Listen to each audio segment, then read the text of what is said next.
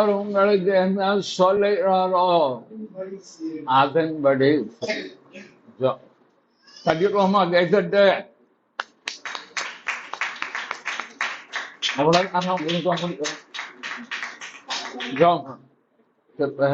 பிதாவே வார்த்தைக்கும் வருகிறேன் தேர்ச்சும் போலாம் வெளிப்பேன் ஏற்று மூலம் தாழ்வணி என்று கேட்கிறேன்.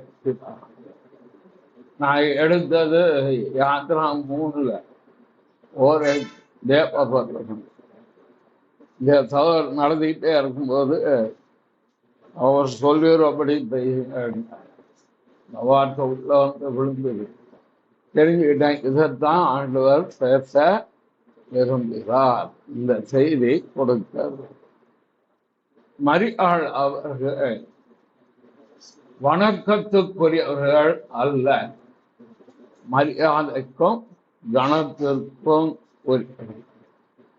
ஆராதிக்கப்படத்தக்கவர்கள் அல்ல. தேவனால் பெற்ற கிருபை பெற்ற ஒரு பாத்திரம். கிருபை பெற்ற பாத்திரம் அல்ல மட்டுமல்ல, நிந்தனை நான் நிறைந்திருந்த ஒரு பாத்திரம்.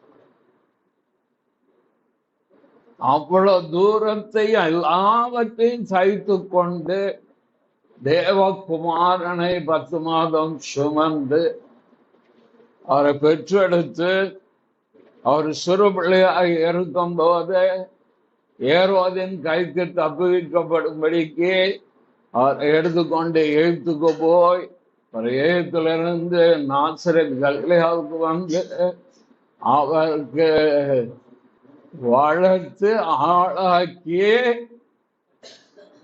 கடைசியில தேவகுமாரன் சிலுவையில் அறையப்படுவதை சகித்து கொண்டிருந்த பாத்திரம் மரியாதை. ஒரு கணத்துக்குரிய ஒரு பாத்திரம். அவர்கள் சொல்லிற காரியம் அவர் உங்களுக்கு என்ன சொல்லுறாரோ அவ்வளவுதான். ஆண்டவர் இயேசு என்ன சொல்லுகிறாரோ அதுபடி செய்தா போதும், அற்புதம் தானா நடக்கும். இயேசு கிறிஸ்துவ விசுவாசி அவ்வளவு நீயும் ரட்சிக்கப்படுகிறது. ஆண்டவரை நாம் விசுவாசிக்கிறோம். யாரு விசுவாசிக்கணும் நான் சொல்ல மாட்டேன், எல்லாரும் விசுவாசி. கன்னி மரியாளின் வயிற்றில் பிறந்து பொந்தி பிலாத்தின் காலத்தில் பாடுபட்டு சிலுவையில் மரித்து 3ஆம் நாள் உயிர்த்தெழுந்து பரமேறி பிதாவுடைய வலது பாரத்தில் இருக்கிற தேவகுமாரனாகிய கர்த்தராகிய இயேசு கிறிஸ்துவை நாம் விசுவாசிக்கிறோம். அவர் மேல நம்முடைய விசுவாசம் இருக்கு. ஆனால் ரட்சிக்கப்பட்டு இருக்கிறோம். அதனால்தான் சமாதானம் பெற்றிருக்கிறோம். ஆனால்தான் இளைப்பாறுதலும் நித்திய நல் நம்பிக்கை உடையவர்களாக இருக்கிறோம். சொன்ன வாக்கு மிகப்பெரிய ஒரு வாக்கு தத்தம். புதிய ஏற்பாட்டு விசுவாச மக்களுக்கு 1-2 அதிகாரத்தில் அவர் 25ஆம் வசனத்தில் சொல்லி இருக்கிறார், நித்திய ஜீவனை அழிப்பேன் என்பதே அவர் நமக்கு செய்த நித்திய ஜீவன் உண்டு. என்ன விசுவாசிகள் மரித்தாலும் பிழைப்பார், மறியாமலும் இருப்பார். ஆண்டவர் நித்திய ஜீவனை கொடுக்கிறவர் என்ற வாக்கை தேவன் அருளே இருக்கிறார். ஆண்டவர் வாக்கு தத்தம் கொடுக்கிறவர் தான். ஆதியாமத்திலிருந்து பார்த்துட்டு வந்தீங்கன்னா ஆண்டவர் வாக்கு கொடுத்துக்கிட்டே தான் வருவார். ஒரு கட்டம் வரும்போதுதான் ஆண்டவர் கற்பனை கொடுக்க ஆரம்பித்தார். ஏதெனில் கொடுத்தது ஒரு கற்பனை, அதை மனுஷன் உடைத்து போட்டு விட்டான். அதற்கு பிறகு அவர் கற்பனையை தம்முடைய ஜனமாகிய இஸ்ரவேல் எகிப்திலிருந்து விடுதலை பண்ணி வனாந்தரத்துக்கு வந்து வாக்குத்தத்தமான தேசத்தை அவர்கள் சுதந்திரிக்க போக நிலைமைதான் அவர் அங்க போன நீ எப்படி வாழணுங்கிறதுக்கு யாத்ராமை ஏறுவதில் இருந்து அவர் கற்பனையை கொடுக்க ஆரம்பிச்சார். யாத்ராமை ஏறுவதில் என்ன சொல்றார்? 10 கற்பனையை முதல்ல கொடுக்க, பிரதானமா 10 கற்பனை. பிறகு அதை தொடர்ந்து வாசித்தால் அடுத்த மனிதனோடு நீ எப்படி இருக்கணும், அடுத்த மனுஷனுக்கு நீ என்ன உதவி செய்யணும்னு நீதி பிரமாணத்தை கொடுப்பார். அதை தாண்டி நீங்க வாசித்து வந்தா தெய்வீகத்துக்கு அடுத்த காரியம் ஆராதனை முறைமைகள் என்ன, நியாய பிரமாணத்தை கொடுக்கலாம். இது கொடுக்காம அவர்களை ஆண்டவர் கானானுக்குள் அனுப்பவில்லை. இதே போல்தான் ஒரு மனிதனை ஆண்டவர் ரட்சித்ததோடு நிலைநிறுத்தவில்லை. அப்படி ஆண்டவர் அதோடு அது போதும் என்று நினைத்திருந்தால் அப்போஸ்தலர் நடவடிக்கைகளுக்கு அப்புறம் நிருபங்களே இருந்திருக்காங்க. தேவன் தான் ரட்சித்த ஜனம், தன்னுடைய சேரத்தால் மீட்டுக் கொள்ளப்பட்ட ஜனம் சபையை ஸ்தாபிப்பேன்னு சொல்லி சபையை ஸ்தாபித்தார். அப்போது 2ல அவர் ரட்சணியத்தோடு நிறுத்தவில்லை. அதுதான் சங்கீதம் 57 பார்த்தோம். கிருபையினாலே விசுவாசத்தை கொண்டு ரட்சிக்கப்பட்ட ஜனத்திற்கு கிருபையின் சத்தியத்தை அனுப்புவார் என்று உபதேசத்தை கொடுக்க ஆரம்பித்தார்.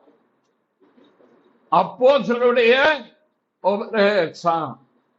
இந்த 27 புத்தகம் அப்ப கிடையாது.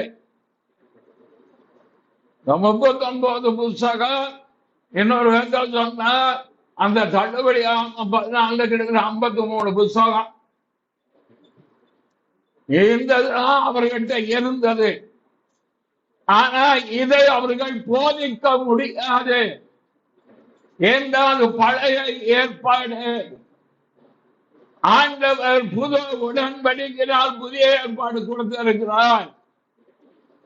ஆகவே புது உடன்படிக்கை விசுவாசிகளுக்கு அவர் கொடுக்க வேண்டிய உபதேசத்தை அவர்கள் அப்போதுல சொன்னாங்க. ஜபத்திலும் தேவ வசனத்தை போதிக்கிற ஊழியத்திலும் எனக்கு அத்திட்டு வாங்காதான் சொல்ல முடியும். இதுல இருந்து பேச முடியாது. பழைய ஏற்பாட்டுல இருந்து புதிய ஏற்பாட்டு சபைக்கு ஒரு நம்பிக்கை ஆண்டவர் கொடுத்திருக்கிறார். உயிர்த்தெழுதலின் நம்பிக்கை கொடுத்திருக்கிறார். மரணத்தின் மேல் நம்பிக்கை கொடுத்திருக்கிறார். அது மாத்திரம் அல்ல, மறுபடியும் வருவேன்னு சொல்லிட்டு வேற போயிருக்கார். அப்ப புது உடன்படிக்கைக்கு அவர் கொடுக்க வேண்டிய உபதேசத்தை ஆவியானவர் எடுத்து கொடுத்தாதான் பேச முடியும். அதிலே அவர்கள் உறுதியாக இருந்தார். ஏன் அப்போது உபதேசம் ரொம்ப முக்கியம். வரம் இருந்தாப்போ, அபிஷேகம் இருந்தாப்போ, தரிசனம் இருந்தாப்போ, சொப்பனம் இருந்தாப்போ, வாழ்க்கை கிறிஸ்துவுக்குள் சிறப்படாது. அந்த வரம் உங்களுக்கு உபயோகப்படாது. குணமாக்கும் வரம் இருக்கும், ஆனா அதே ஆள் டாக்டர் போயிருப்பார். தெரியுமா அவங்களுக்கு? தீர்க்கதரிசன வரம் இருக்கும், அவருக்கு இன்னொருத்தர் தீர்க்கதரிசனம் சொல்லணும். தெரியுமா உங்களுக்கு? வரங்கள் நமக்கு பிரயோஜனத்துக்கு கொடுக்கல, உங்க பிரயோஜனத்துக்கு தான் கர்த்தர் கொடுத்திருக்கிறார். தரிசனம் சொப்பனங்கிறது மற்றவங்க பார்ப்பா, தனக்கு பார்க்க வராது. அவைகள் நம் விசுவாசத்தை உறுதிப்படுத்தாது. தீர்க்க தரிசனம் எல்லாருக்கும் அல்ல, ஒரு குறிப்பிட்ட ஆளுக்கு தான் போய் சேரும். வெளிப்பாடும் அதே போலதான், சபை முழுவதுக்கும் போகாது. யாராவது ஒருத்தருக்கு வெளிப்பாடு சொல்லி கொடுப்பார். ஆனால் உபதேசம் என்று சொல்லப்படுவது நம் விசுவாச வாழ்க்கையை சிறப்படுத்தும். அப்போஸ்தலர் 16 அதிகாரத்தில் 4-5 பக்கம் 185. அவர்கள் பட்டணங்கள் தோறும் போக எந்த இருக்கும், அப்போஸ்தலராலும் மூப்பராலும் வைக்கப்பட்ட சட்டங்களை கை கொள்ளும்படி அவர்களுக்கு ஒப்புவித்தார்கள். அதனாலே சபைகள் விசுவாசத்தை சிறப்பட்டு நாளுக்கு நாள் பெருகிறது. சொப்பனம் விசுவாசத்தை தரப்படுத்தாது, தீர்க்க தரிசனம் விசுவாசத்தை தரப்படுத்தாது, வெளிப்பாடு வரவண்ணை விசுவாசத்தை சிறப்படுத்தாது. தேவனுடைய வார்த்தை ஒன்றுதான் உபதேசம் விசுவாசத்தை தரப்படும். நான் எல்லாம் இருக்கேன், வெளிப்பாடு கொடுக்காம இருக்காரு, எனக்கு சொப்பனை காமிக்காம இருக்காரு, கிருபை தராம இருக்காரா? அவைகள் அல்ல. தேவனுடைய வார்த்தை, தேவனுடைய வார்த்தை அவர் சொல்லுகிறபடியே செய்தால், ஊழியமானாலும் சரி, ஜீவியமானாலும் சரி, குடும்பமானாலும் சரி, தொழிலானாலும் சரி, அற்புதம் தானா வந்து சேரும். நாம எல்லாம் தெய்வம் அவர் சொல்றபடி மட்டும் எல்லாம் பிள்ளைகளுக்கு, மனிதர்களுக்கு பிடிக்காத ஒண்ணு என்ன தெரியுமா? ஒழுங்கு சொன்னா பிடிக்கவே பிடிக்கும்.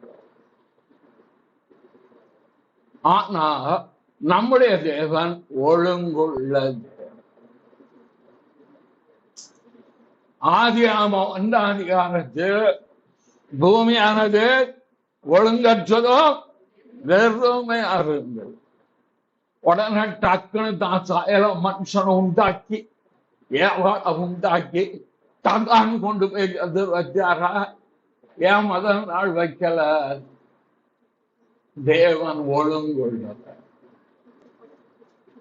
ஒழுங்காதான் சரி. மனிதனை சிருஷ்டிக்க வேண்டும் என்பது அவருடைய அநாதி தீர்மானம். ஆனால் ஒழுங்கற்ற பூமியை முதல்ல ஒழுங்குபடுத்த. ஏன் இந்த சேர ஒழுங்கா போட்டிருக்கோம்? மனைக்கு நாங்க போட்டாங்க உட்கார மாட்டேன். மனித அறிவிக்க தெரியாது. இங்க ஒரு கூட்டம் நடந்தால் அதற்கு புல்பெட்டி எங்க இருக்கணும், கேட்சியோ எங்க இருக்கணும், அங்க ஊழியர்காரங்க எங்க உட்காரணும், விசுவாச மக்கள் எங்க உட்காரணும், எங்க ஃபேன வைக்கணும், எங்க காத்து வரும் வராது, ஒரு பில்டிங் கட்டினா எங்க கிச்சனை வைக்கணும், என் முன்னாள் கிச்சன் வைக்க கேட்போம். மனித அறிவுக்கு ஒன்றை செய்யும் போது ஒழுங்கு வரணும்னு இருக்குமானால், தேவாதி தேவன், கர்த்தாதி தேவன், ராஜாதி ராஜா மனிதனை சிருஷ்டிக்கும் முன்பாக பூமியை ஒழுங்குபடுத்தினார். 5 நாளும் ஒழுங்குபடுத்தி நல்லதென்று கண்டு 6வது நாள் மனிதனை சிருஷ்டித்து மிகவும் நன்றாயிருக்கிறது. கர்த்தர் ஒழுங்குள்ளது. ஆனாதான் ஆண்டவர் 5 அப்பம் 2 மீனை கொண்டு 5000 பேரை போஷிக்கும் போது எடுத்து கொடு, ஆசிரியர் தாரேன், கொண்டு போய் கொடுன்னா சொன்னாரு. 50 பேராக உட்காரும்படி உட்கார்ந்த பிறகுதான் அப்பத்தை பிற்பேன். எப்படி கையில அப்பம் வச்சிருக்காரு, கையில ஆசீர்வாதம் வச்சிருக்கார், கையில கிருபை வச்சிருக்கார், கையில வரங்கள் வச்சிருக்கார், கையில அபிஷேகம் வச்சிருக்கார், கையில அற்புதம் வச்சிருக்கார், கையில அன்னியம் வைத்திருக்கார். அது எனக்கு வேணும்னா நீ மேல ஒழுங்காக நாம் ரஜத்தான்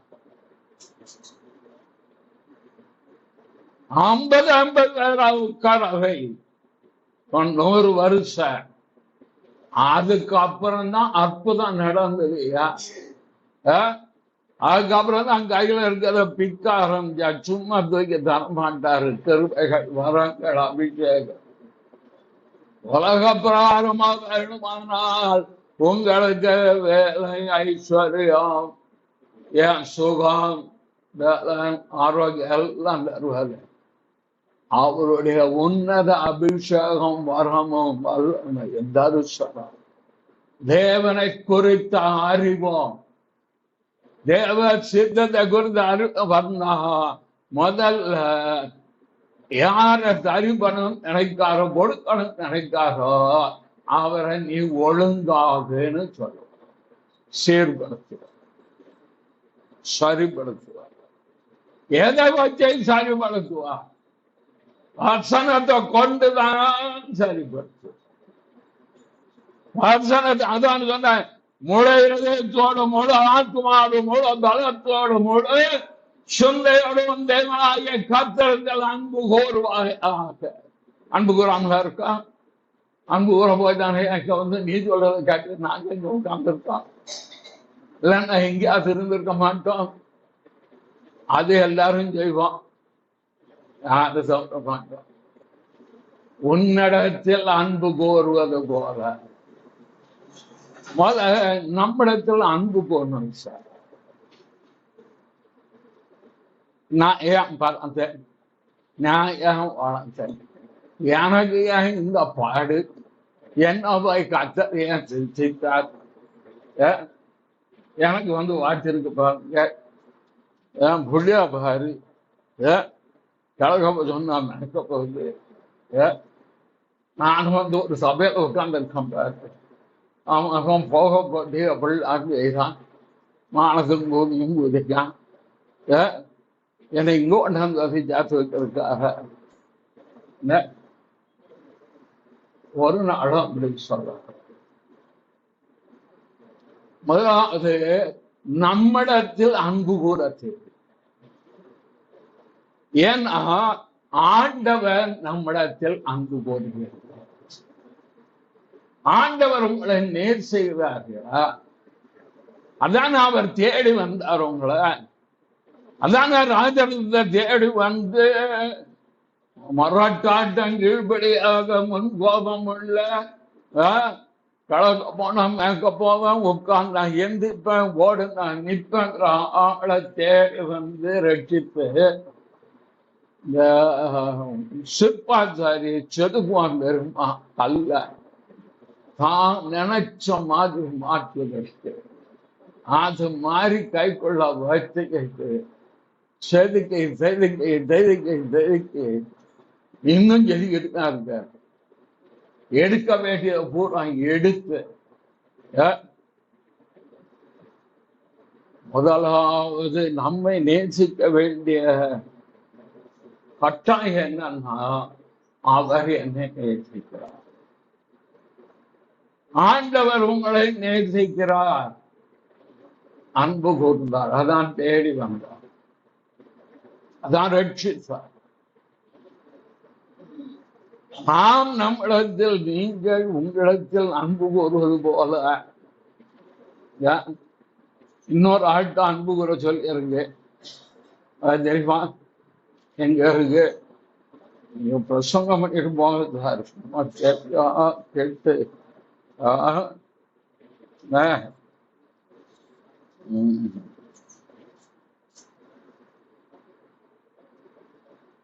எபேசியர் 5:28 அதுங்க. அப்படியே புருஷர்களும் தங்கள் மனைவிகளை தங்கள் சொந்த சரீரங்க பார்த்து அவர்களில் அன்பு கூற வேண்டும்.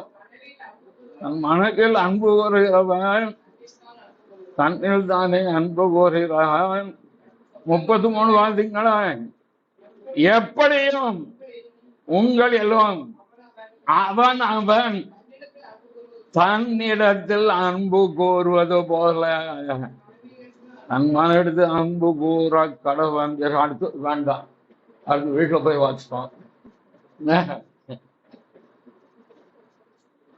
தன்னிடத்தில் அன்பு கூறுவது போல.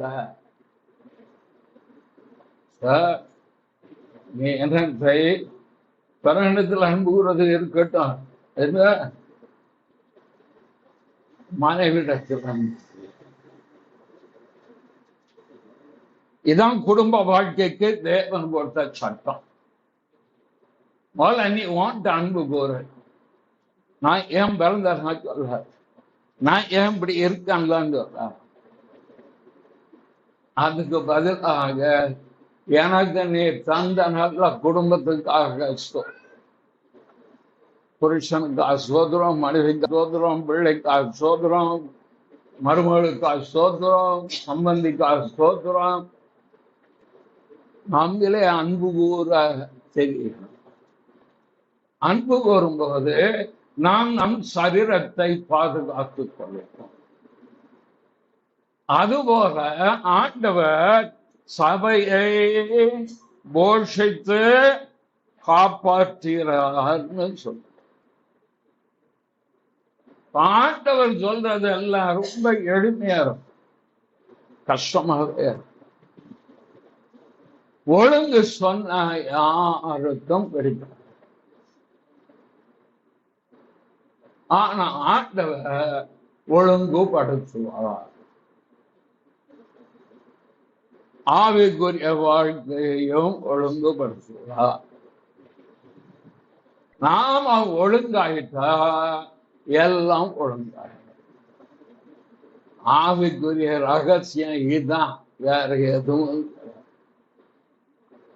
அவர் சரியில்லை, இவர் சரியில்லை, நான் சரியாக கர்த்தருக்குள் இருக்கிறேனா என்பதை ஒரு ஊழியனோ ஒரு விசுவாசி ஆராய்ந்து பார்த்து தன்னை ஆண்டவருக்கு முன்பாக செயற்படுத்திக்கிட்டே வந்த போதும் அவர் சொல்லுகிற வார்த்தைக்கு தன்னை உட்படுத்தி கொண்டே வந்தார். இருள் நீங்கிக்கிட்டே இருக்கும், வெளிச்சம் வந்துகிட்டே இருக்கும், சமாதானம் வந்துகிட்டே இருக்கும். முதல்ல உங்களுக்குள்ள சமாதானம் இருக்கா கேட்டுப்ப. தேவ சமாதானம் எனக்குள் இருக்கா? இல்லை, எனக்குள்ள கவலை, வருத்தம், அவிசுவாசம், பக்தி, குழப்பம், கலக்கம், திகைப்பு. என்னதான் ஆண்டவர் செய்ய போறாரு? அவனுக்கு செஞ்சாரு, எனக்கு எங்க செய்ய போறாரு? கேள்வி யாருக்குள்ள இருந்து? கிரியவனுக்குள்ள கேள்வி இருந்தது. இப்படி இருக்கா? அதை தூக்கி தூர போடுது. ஆண்டவர் சொல்லுகிறபடியே செய்யணும்னா முதல்ல ஆண்டவர் மேல உறுதியான விசுவாசம் எது இருக்கணும்? உறுதியான. உயிரோட தான் இருக்காரு. ஜபிக்கும் போது நல்லா இருக்கு, ஆராதிக்கும் போது அதை விட நல்லா இருக்கு. ஆனா இந்த கேட்டை தாண்டி போன போலதான் நல்லா இருக்கு. இசை நல்லா இருக்கு, மாட்டினது நல்லா நடக்கிறாரு, பிரசங்கம் தான் கொஞ்சம் காலம் அப்பப்போ கூட சேருது. ஆனா இது தாண்டி போனான். நாலாங்கத்துக்குள்ளே சமாதானமும் அரணுக்குள்ளே சுகம். ஆண்டவர் நேற்றும் இன்றும் என்றும் மாற அவர் சொல்லுறதுக்கு மட்டும் கீழ்ப்படைஞ்சு பாருங்க. வாழ்க்கையில நீ இதை செய் போதும். ஈசாக்கு அவர் என்ன செய்தார்? பஞ்ச காலத்துல எங்க புறப்பட்டு வந்தார்? ஏத்துக்கு போகணும் புறப்பட்டார். ஆண்டவர் இடைப்பட்டார். நீ ஏத்துக்கு போக வேண்டாம், நீங்க இரு. அவர் சொன்னபடியே செஞ்சாரா தெரியல. 100 மடங்கு விளைய செய்தாரா இல்லையா? அதே ஆண்டவர் தான் நாம ஆராதிச்சோம். அவரை குறித்து தான் நான் பேசிக்கிறேன். நீங்க கேட்டு அவர் சொன்னபடியே அவர் செய்தார். போகாத, வேண்டாம், இரு. இங்கே விதை விதைச்சாரு, 100 மடங்கு விளைவித்தார். ஆண்டவர் ஆசீர்வதிக்கொண்டு பெருக பண்ணுகிறார்.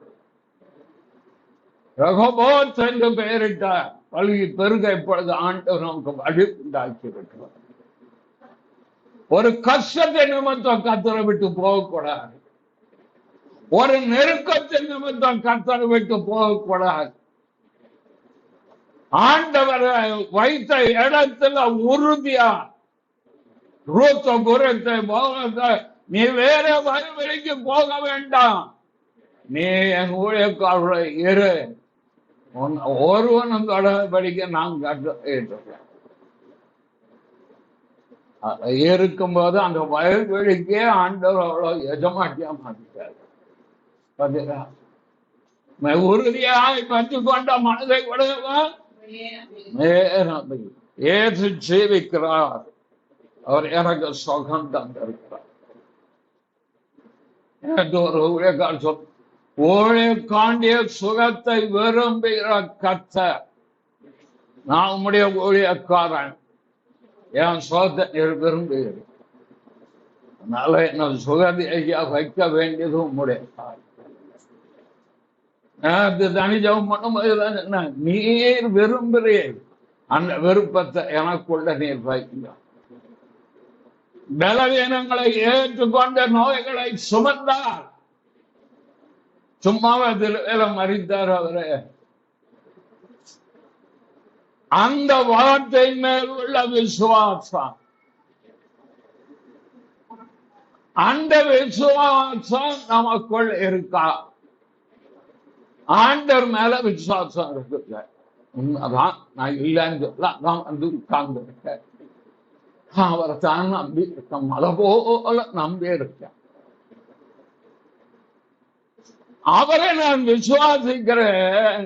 நான் அவர் சொன்ன வார்த்தையை மட்டும் நான் விசுவாசிக்கிறேன். அவர் சொன்ன வார்த்தை மட்டும் நான் விசுவாசிக்க மாட்டேன். தீர்க்கதரிசனத்தை விசுவாசிப்பேன். அந்த தீர்க்கதரிசனம் சொல்லிட்டார், உன்னை பாரு, உன்னை பேதுருவ மாதிரி மாற்ற. பேதுரு மட்டும் பாடி வருது, பேதுருவமா இருப்பார். அவர் சொல்லிட்டார், பேதுருவமா இயேசுவ போல மாறிய பர பேதுருவமா. வெளிப்பாட்டை நம்புவாங்க. சொப்பனம் சொல்லிட்டாரு, தரிசனம் சொல்லிட்டாரு, தேவனுடைய வார்த்தையை நம்ப மாட்டார். 66 புத்தகத்தில் இருப்போம் முழுவதும் தேவ ஆவியினால் அருளப்பட்டதும் தேவ ஆவியினால் அங்கீகரிக்கப்பட்ட வார்த்தை. இதுதான் நமக்கு உயிர் ஊட்டம். இதை வாசிக்க வாசிக்க, தியானிக்க தியானிக்க, இதுக்குள்ள இருக்கிற ஆண்டவர் வெளிப்பட்டுக்கிட்டே இருப்பார். நீங்க ஆண்டவரை குறித்து அறிவுக்குள்ள வரணுமா? கர்த்தரை அறிகிற அறிவுக்குள், தேவ சுத்தத்தை அறிகிற அறிவுக்குள் வேணுமா? 24 மணி நேரம் ஜெபம் பண்ணாலும் உங்களுக்கு கிடைக்காது. வேதத்தை வாசித்து கர்த்தரால தன்னை வெளிப்படுத்தி யார்? நான் உன் ரட்சகர், என்னை தேடி வந்ததை. அதோடு மாத்திரமல்ல, நான் உன் தகப்பன், நித்திய பிதா. நான் உன் மனவாளன், மறுபடியும் வரப்போகிறேன், என் மனவாட்டி. அதோடு மாத்திரமல்ல, நான் உன் கண்மலை, நான் உனக்கு கேளகம், நான் உன்னுடைய அடைக்கலப்பட்டனா, ஒரு தனோன்னு தொட முடியாது. உன்மேல் ஒருவனும் கை போட விட மாட்டானா. அதோட எங்களுக்கு அவர் எஜமா, நான் அவர் ராஜாதி ராஜா, கர்த்தாதி கர்த்தன், தேவாதி தேவன். என்னால் செய்யக்கூட அதிதமான காரியம் ஒன்று உண்டோ ஒன்ன சொல்லு. என்னால செய்ய முடியாது, ஒன்னு எடுத்து சொல்லுப்பாரு. உனக்காக தானே நான் மறிச்சேன், பிறகு உனக்காக நான் இதை செய்யாம இருப்பேனா? என்ன சொன்னாரு மறந்துங்க, டெய்லி சொல்லுங்க, டெய்லி சொல்லிப்பாரு, எனக்காக செய்யும். எங்க அப்பா எனக்காக செய்வாங்க, ஏசப்பா எனக்காக செய்வார். அவருடைய வார்த்தையின் மேல என்ன கிடையாது. இதுதான் அற்புதம் நடக்காமல் போவதற்கு காரணம். ஒரு பக்கம் கற்பனை, அது கை கொள்ளணும். இன்னொரு பக்கம் தேவன் கொடுத்த வாக்குகள். அடிக்கடி பேதுருவை பத்தி பேசுவேன்.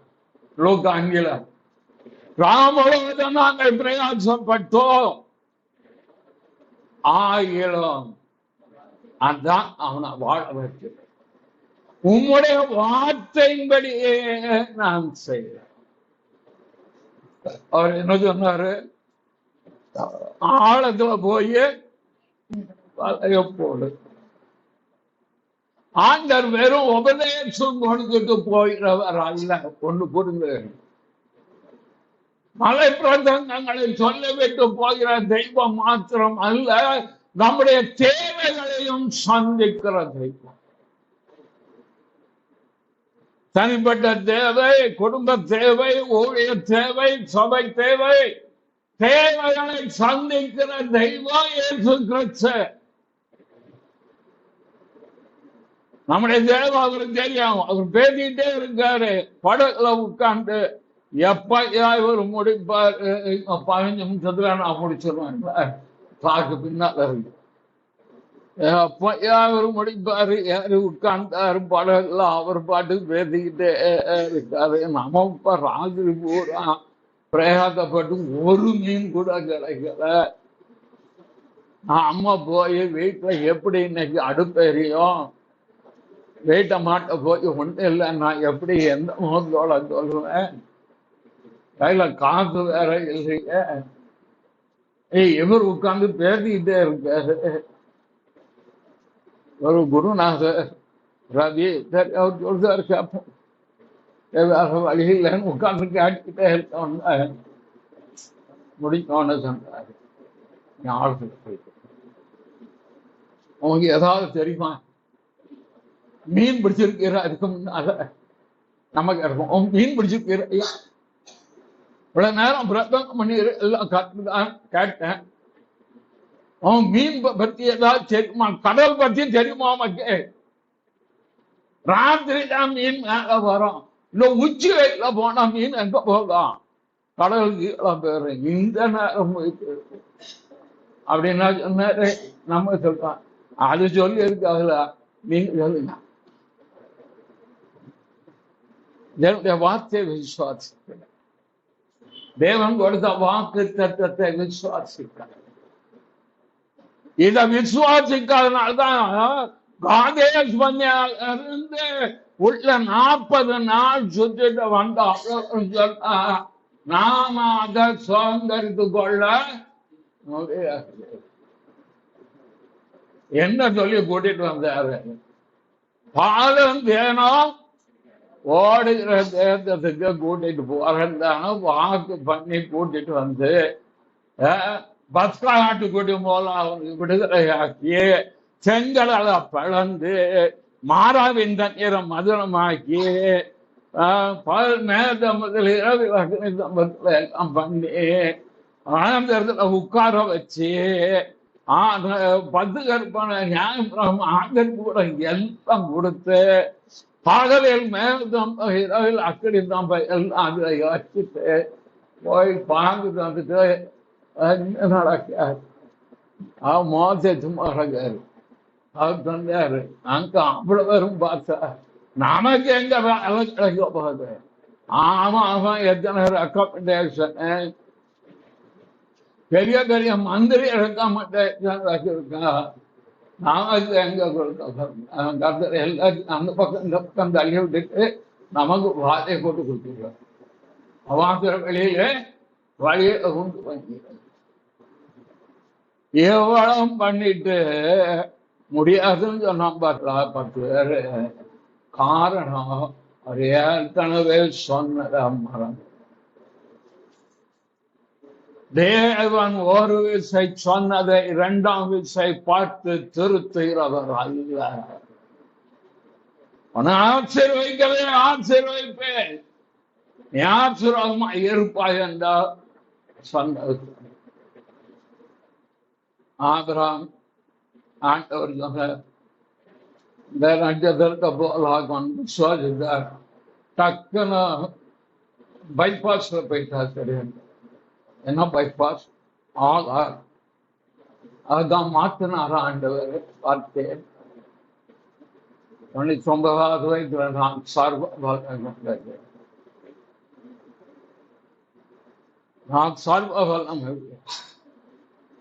சொன்னது அப்படியா? இவருக்கு என்ன வித்தியாசம் இல்லை, தருவாரு, நான் தாராட்டு கொடுக்க மாட்டார். அதை யாருத்தீங்க நீங்க யோசிச்சீங்க? தேவன் யாரை கொண்டும் தேவன் நமக்கு சகாயம் செய்வார். எவரை கொண்டும் தேவன் செய்ய வல்லவர். செய்கிறார், இன்னைக்கும் செய்வார். சொன்னது அப்படியே ஆண்டவன் ஏற்றி கொடுத்தார். இங்க காணாவர் கல்யாண வீட்டுக்கு வருவோம். காணாவர் கல்யாண வீட்டுல ஆண்டவரை கூப்பிட்டுருக்காங்க, வந்து உட்கார்ந்து இருக்கார். சரி, யாருன்னு யாருக்கும் தெரியாது. நல்லா புரிஞ்சவன். மரியாளின் மைந்தன் மட்டும் தெரியும். ஒரு கூட இருக்காங்க மட்டும்தான் தெரியும். இப்போ அந்த காணாவர் கல்யாண வீட்டுல ராஜரசம் குறைபட்டு, நம்ம வீட்டுல சாம்பார் இல்லாம போய் கடையத்துல ரசத்தை கொண்டு போய் அதை ஊத்து அப்படின்னு சொல்ற கதையா அங்க மாறி போயிட்டு. அப்போ என்ன செய்ய? முக்கியமான ஆள் மரியாதை. என்ன செய்ய? எனக்கு அவரை தெரியும், உங்களுக்கு தெரியாது. அவர் பெற்றெடுத்த எனக்கு தெரியும். சொல்லலாம், அம்மா அவரால் முடியும். ஆனாதான் வந்து சொல்றாரு. அங்க சம்பாஷணம் இருக்கு. பிறகு அந்த அம்மா சொல்ற, அவர் சொல்லுகிற ஒரு இனி அங்க பேசக்கூடாது. அவர் உடனே என்ன செய்தாரு? நேரம் வரலன்னு சொல்லிட்டு, 6 கற்றாடி இருக்கா கால் கழுகுறதுக்கு, அதை கொண்டு போய் தண்ணியை நிரப்ப. என்னையா ராஜரது அந்த அம்மா வேணுங்க, நீ தண்ணி நிரப்ப சொல்லுவாங்க. நம்மால் கேட்டுப்பான். நம்ம வாய் சும்மா இருக்கிறதுல கேட்டுக்கணும். நிரப்பு நிரப்பி முடிச்சு எடுத்து கொண்டு போய் பந்து விஷம். இது அதை விட பயக்கம். தண்ணி எடுக்கும் போதே அது திராட்சை இல்லைன்னா எடுத்துட்டு போங்க. அதை என்ன செய்யுங்க? கொண்டு போய் அங்க என்ன செய்யுங்க, கொடுங்க. சொன்னபடியே கொண்டு போ. அங்க போன பிறகு ஆகல. 9ஆம் வசனம், அந்த திராட்சரசம் எங்கே இருந்து வந்தது என்று தண்ணீரை உண்ட வேலைக்காரருக்கு தெரிந்ததை அன்றி. அவனே ஆச்சரியமா இருக்கும், தண்ணி ஊத்துனா இப்ப எடுத்த திராட்சரசம் இருக்க, என்னோட அது இவர் யாருன்னு தெரியல, போற வழியில பிடிச்சு பார்க்கணும், கொண்டு போய் கொடுத்தான். அவர் சொன்னபடியே தேவன் கற்பித்தபடியே செய்த நோவா, தேவன் கற்பித்தபடியே செய்த மோசே, தேவன் கற்பித்தபடியே செய்த தாவீது, தேவ ஆவியானவர் சொன்னபடியே செய்த பேதுரு, தேவ ஆவியானவர் சொன்ன செய்த பவுல், தேவ ஆவியினாலே நடத்தப்பட்ட சிமியோன். இதைத்தான் உனக்கு அந்த தொடர்பு வேண்டாம், விடுன்னா விட்டுறணும். உனக்கு அந்த ஐக்கியம் வேண்டாம், விடுன்னா விட்டுறணும். நீ சமத்துக்கு மாற்றம்னா வந்துடணும். ஏன் எதற்கன்று கேள்வி கேளாமல் கீழ்ப்படுகிற இருதயம் சொற்கிற இருந்தா நீங்கள் சும்மா இருப்பீர்கள். கர்த்தர் உங்களுக்காக தேவையில்லாத மனுஷன் கிடையாதுங்க, கவலை இல்லாத மனிதனும் கிடையாது. ஆண்டவர் சொன்னது நேற்று நான் வாத குடத்தில் சொன்னதும் மறுபடியும் எடுத்து சொல்றேன். பிலிப்பியர் எழுதப்பட்ட நிருபம் 4ஆம் அதிகாரம் 6ஆம் வசனத்தில், நீங்கள் ஒன்றுக்கும் கவலைப்படாமல் எல்லாவற்றையும் குறித்து தேவனுக்கு நான் எப்படி சொல்றேன்னா, அந்த வயிறு புரட்டி இருந்தா அதில் வாந்தி எடுத்தா சரியா போகும். அது உண்மைதான், இல்லைன்னு சொல்றேன். உள்ளத்தை போட்டு குழப்பிக்கிட்டு ஏதாவது இருந்தா தேவ வாந்தி எடுத்துருங்க. எல்லாம் செஞ்சோம், எல்லாம் சின்னது பெருசு, என்ன முடியாதது எது எது உண்டோ தேவதந்திரம் மனப்படிட்டு இப்படி இருக்கு, இப்படி இருக்கு, இப்படி இருக்கு, இப்படி இருக்கு, இப்படி இருக்கு, இப்படி இருக்கு சொல்லி முடிஞ்ச பிறகு உங்க சிந்தனையில தேவ சமானம் சூழ்ந்து கொள்ள முடியுதா? ஒண்ணு புரிஞ்சு கர்த்தர் எல்லாத்தையும் கேட்டுக்கிட்டார். நீ சொல்றபடி நான் கேட்கிறேன், வேற எதுவும் நான் செய்ய விரும்புறேன். என்ன ஒழுங்குபடுத்து நான் ஒழுங்குபடுத்தி ஊழியத்திற்கு எனக்கு தேவன் சொல்கிறாய், இதுவரைக்கும் கத்துடைக்கு நான் தேவ சித்தம் தான் அறிவிக்கிறேன். திண்டிவனம் போனோம், செப்டம்பர் 25, 26, 27 3 நாள் கன்வென்ஷன்.